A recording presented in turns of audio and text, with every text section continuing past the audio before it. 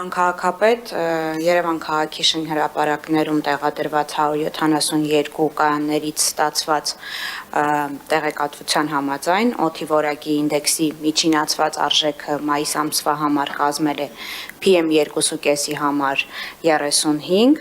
իսկ PM10-ի համար 17, համեմատության համար եթե ներկայացնեմ, եթե համեմատենք նախորդ ամսվա հետ, ապա PM2.5-ի համար այն եղել է 61,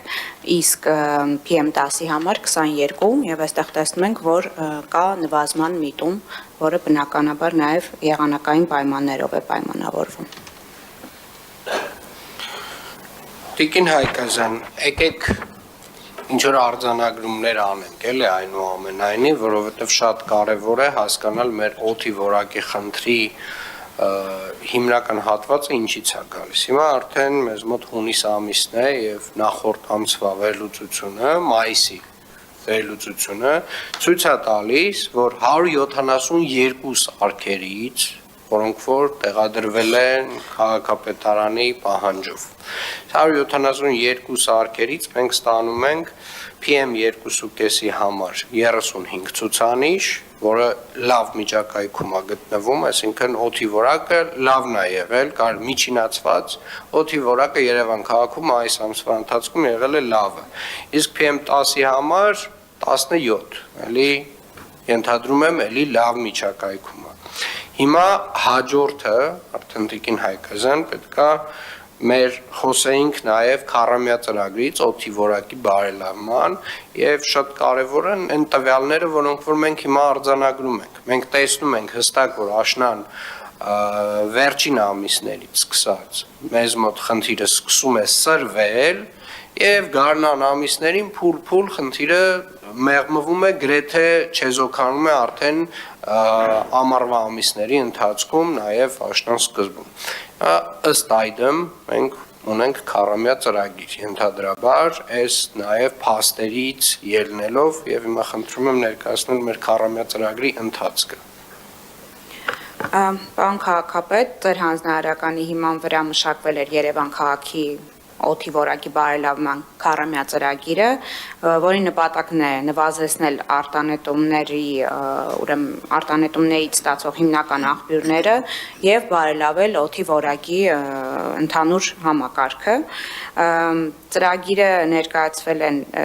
ներկայացված են թիրախային գործողություններ այդ աղտոտման աղբյուրներից արտանետումների նվազեցման, ինչպես նաեւ իրավիճակը բարելավելու միջոցառումներ, որոնք ձեզ նախորդիվ ներկայացվել էին։ Միևնույն ժամանակ պիտի նշեմ, որ գործող օրենսդրությամբ մթնոլորտային օդի պահպանության մասին օրենքով տեղական ինքնակառավարման մարմինների համար սահմանված չեն լիազորող նորմեր մթնոլորտային օդի պահպանության բնագավառում պլանների մշակման եւ հաստատման վերաբերյալ։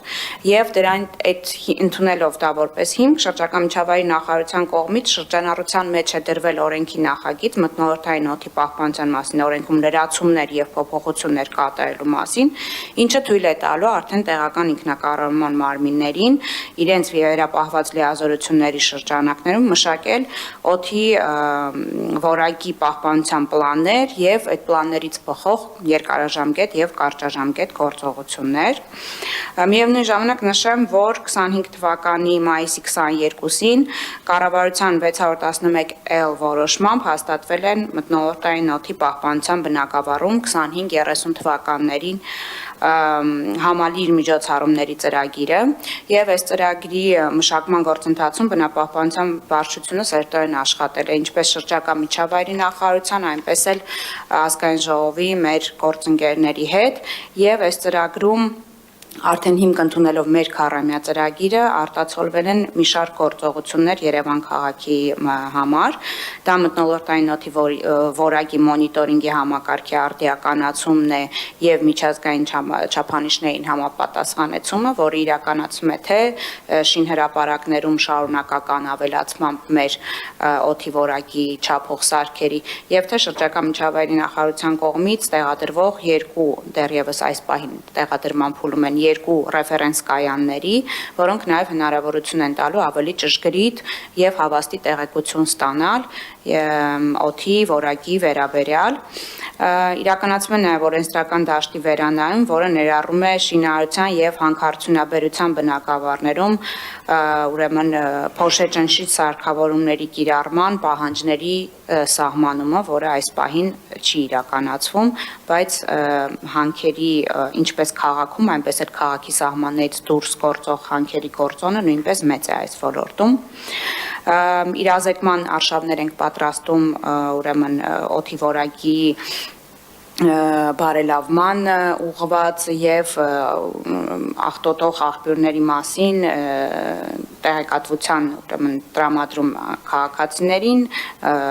ինչպիսի գործողություններ կարելի թույլատրելի եւ ինչպիսի գործողություններ թույլատրելի չեն։ Միևնույն ժամանակ նշեմ, որ վարչական պատասխանատվության միջոցառումները պիտի խստացվեն եւ այս երթիմ օրենքի ընդունմամբ նաեւ բավականին բարձրանալու է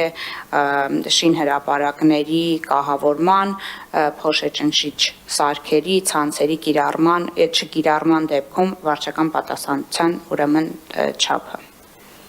Սրանք են այն գործողությունները, նաև նշեմ, որ կանաչ տարածքների այս պահին ոնց որ արտիական թեման է կանաչ տարածքների ավելացումը եւ Երևան քաղաքը պարտավորվել է տարեկան մինչև 30 թվականը նվազագույնը 10 հեկտարով ավելացնել դրանք։ Շնորհակալ եմ Տիկին Հայկազյան, այնուամենայնիվ ոնց հասկանում եմ ծրագրից դուրս են մնացել տեղզնման կայանների ավտոտրանսպորտային միջոցներից մթնոլորտային օդ բոլոր տեսակի վնասակար արտանետումների չափման հատվածը եւ ուզում եմ հասկանալ ինչու։ Ճիշտն ասած, սա նախատեսել էինք թե մեր քառամյա եւ թե շրջակա միջավայրի նախարարության մեր գործընկերների հետ քննարկելիս նշել էինք որպես պարտադիր պայման, քանի որ սա պետք է բխի իրականում կառավարության ծրագրից եւ ոչ թե տեղայնացված լինի Երևանում։ Չեմ կարող այս պահին նշել պատճառը, բայց գիտեմ, որ կոմիտեի նիստում սա դուրս էր մնացել հենց ծրագրից։ Հետևաբար մենք փորձելու ենք որևէ կերպ, սա երբ որ տեղայնացման մեր հնարավորությունը տրվի, արդեն քաղաքի մակարդակով լուծում տրամադրել։ Իրապես զարմանալի է, անկեղծ ասած, ու չգիտեմ ինչ հիմնավորում եւ բացատրություն կա դրան, որ օրինակ մարդը որոշում է, որ ինքը պետքա իր ավտոմեքենայի այդ կատալիզատոր կոչվածը հանի եւ թունավորի բոլոր մնացածին,